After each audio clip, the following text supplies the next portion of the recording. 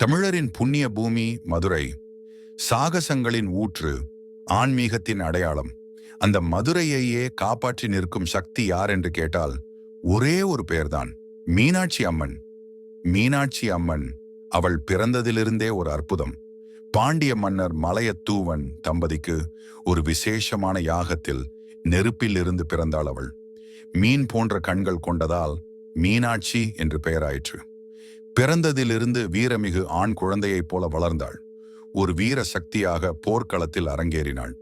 உலகை பயணித்து இறுதியில் காசிமேர் சென்றாள்.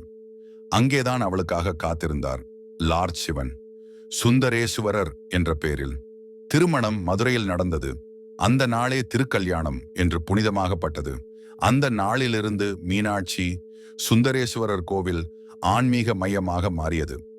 இந்த கோவில் சுமார் 2500 ஆண்டுகளுக்கு மேலான வரலாற்று முக்கியத்துவம் கொண்டது.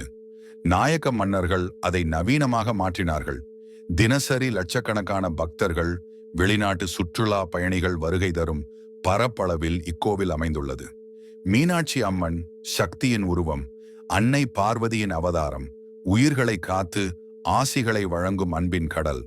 மதுரையில் ஒரு நாள் காலனிக்கு இருந்தால் மீனாட்சி அம்மன் தரிசனம் மறக்காதீர்கள்.